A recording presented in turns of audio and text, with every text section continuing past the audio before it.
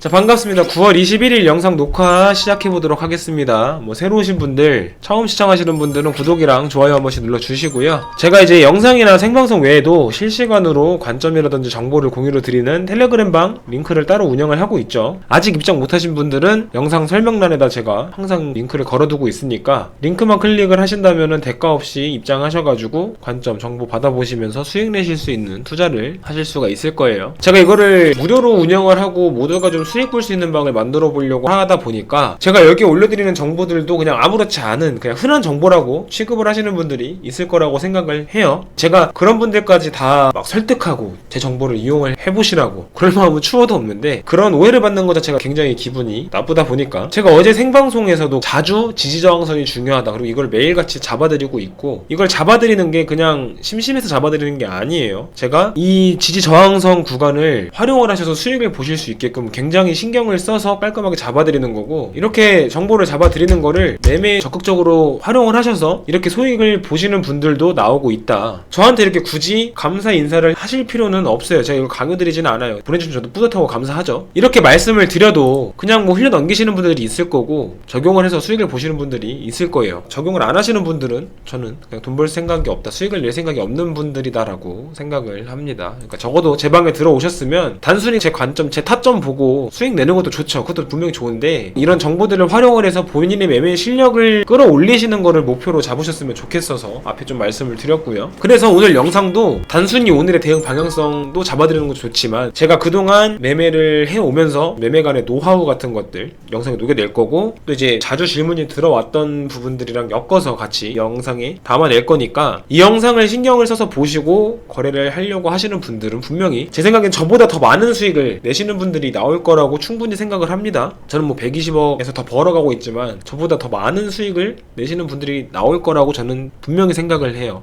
그랬으면 하는 마음에서 제가 이번 영상을 좀 준비를 해본 거고요. 가장 기초적인 것부터 조금 심한 내용까지 다뤄볼 건데, 이제 기초적인 거 이전 영상에도 잠깐 다뤄드렸는데, 지지저항선을 어떻게 체크를 하느냐. 지지저항선에 대한 개념은 지지선이랑 저항선을 따로 구분을 해서 생각을 하실 필요가 전혀 없어요. 지지받는 구간이 뚫려가지고 하락을 하면 거기가 이제 저항선이 되는 거고, 저항이 형성된 구간이 돌파를 하면서 상승이 나오면 저항 구간은 지지 구간이 되는 겁니다. 그 둘은 같은 개념인데, 이제 위쪽에서 맞냐 아래쪽에서 지지를 받냐에 따라서 표현을 조금 다르게 하는 것 뿐이다. 그래서 이걸 체크를 할 때는 막 그거를 따로 찾으려고 생각을 하지 마시고, 비트코인 차트가 오르락 내리락 하는 모습을 볼 수가 있죠. 그럼 여기서 어느 부분에서 변곡이 생기는지, 그 변곡이 생기는 자리들을 지지저항선으로 체크를 하시면 된다. 그리고 저는 보통 선물 거래를 할 때는 15분봉, 5분봉 내로 지지저항선을 체크를 한다. 어차피 저희는 선물 거래 같은 단타는 큰 추세를 먹으려고 접근을 하는 건 아니고, 순간순간적인 변동폭, 그 심리를 레버리지를 활용을 해서 수익을 극대화시키는 거래 방법이라고 저는 생각을 하는 사람이라 5분봉, 15분봉 위주로 지지저항선을 체크를 합니다. 그런 기본 틀부터 시작을 해서 보면은 간단한 게, 여기 부근에서 지지를 받고 이 부근에서 지지를 받는 모습을 확인을 하실 수가 있죠. 완벽하게 똑같을 수는 없어요. 조금씩 차이는 있더라도 그 부근에서 하락을 하다가 올린다, 그럼 거기가 지지선이 되겠죠. 그럼 여기를 지지선으로 체크를 해줍니다. 체크를 하고 나서 보면 이 전에 여기 부근에서 돌파를 못하고 떨어진 모습을 체크를 할 수가 있죠. 그럼 여기는 저항으로 작용을 한 거고, 여기서는 지지가 되는 겁니다. 그리고 나서 제일 저점, 그리고 제일 고점을 한번 체크를 해줍니다. 저점 18.2K 부근, 그리고 고점 18.6에서 7K 그 사이 부근이 되겠죠. 그럼 이 사이에 수많은 지지저항선이 존재를 해요. 그거를 이제 여기서 이 상태에서 조금 더 쪼개서 들어가겠다 하면 이제 5분봉으로 가서 5분봉에서 보면은 조금 더 지지저항선을 체크할 수 있는 구간이 형성이 되죠. 여기서 지지를 받았고, 지금 현재 구간 여기 부근에서 지지를 받는 모습 볼 수 있고, 지금 영상을 찍는 지금 이 순간에도 여기서 자꾸 비벼지는 모습을 볼 수가 있죠. 그럼 여기도 지지저항선으로 한번 체크를 하고요. 그럼 이 사이에 여기 부분에서 상승이 제한이 된 모습들 체크를 하실 수가 있습니다.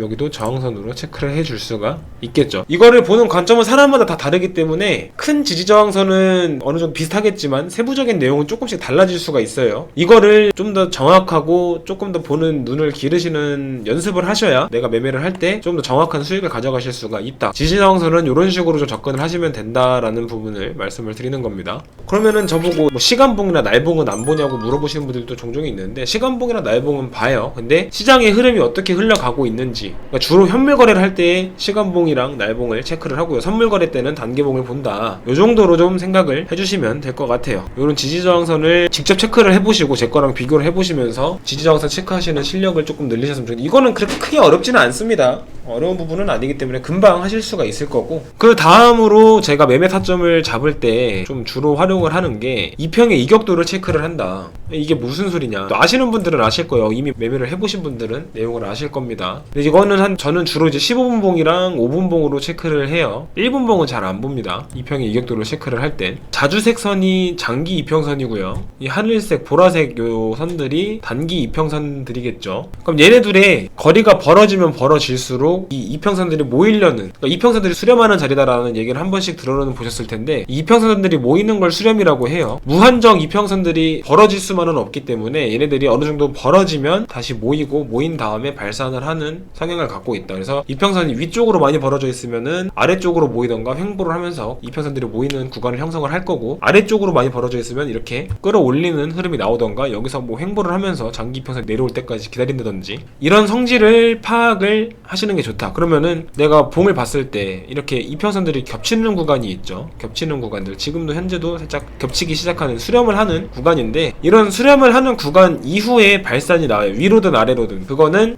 그때그때 추세나 심리에 따라서 다르겠지만, 그러니까 수렴을 하는 구간에서는 조금 관망을 하고 방향성이 나오면 그 방향성에 맞춰서 매매로 접근을 하시고, 이평의 이격이 많이 벌어져 있으면 이게 아래쪽으로 벌어져 있는지 위쪽으로 벌어져 있는지 체크를 하고, 위쪽으로 벌어져 있으면은 횡보하거나 조금 떨어질 확률, 아래쪽으로 크게 벌어져 있으면은 횡보하거나 좀 위쪽으로 끌어올릴 확률이 높다 정도를 좀 심리적으로 체크를 하시는 게 좋다. 이평 이격도 정도는 단기 매매를 할 때는 굉장히 활용하기 좋은 지표가 되기도 합니다. 자주 활용을 했던 방법이고요. 그리고 이제 마지막으로 제가 항상 지지저항선을 강조드리는 가장 근본적인 이유가 있어요. 왜 지지저항선이 중요하냐고 말씀을 드리는지 이번에 조금 설명을 드려보려고 하는 건데, 아까 그었던 걸 제가 지워서 그냥 대략적으로 체크를 해놓고 나서 설명을 한번 드려보겠습니다. 자, 이 지지저항선이 왜 중요하냐, 선물처럼 단기나 단타 거래를 하는 사람들은 심리 싸움이 90%예요. 뭐 시장의 전망이 좋고 나쁘고 개선이 될지 안 될지, 돌발 악재가 순간적으로 터지지 않는 이상 시장의 전망이 어떻고 거시적인 경제는 그렇게 중요하지 않다고 봐요, 저는.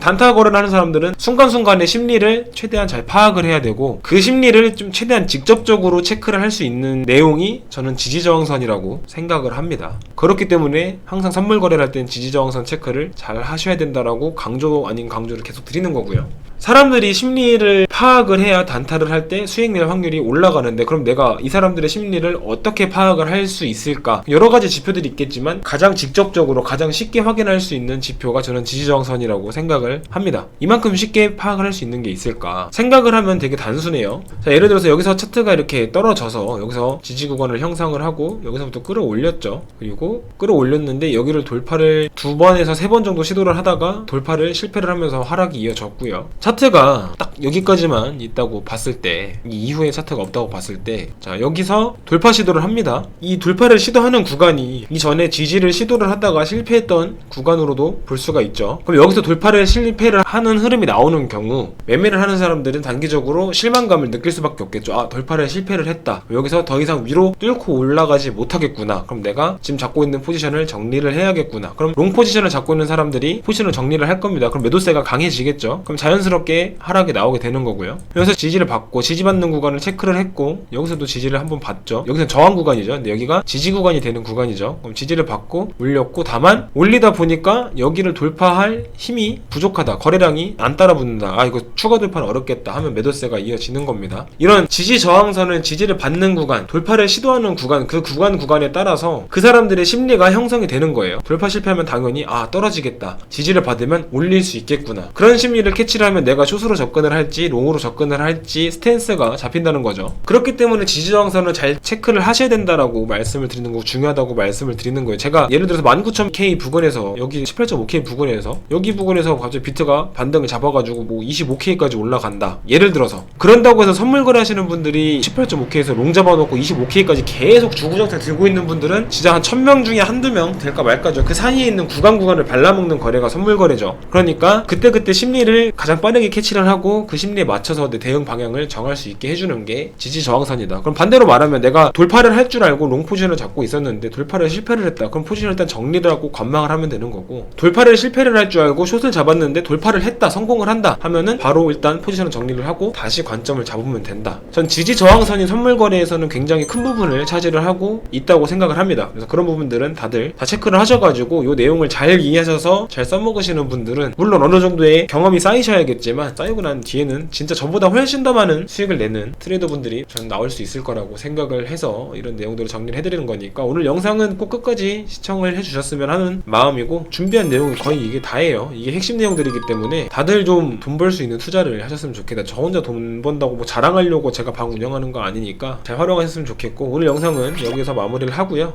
내일 또 새로운 내용으로 찾아뵙도록 하겠습니다.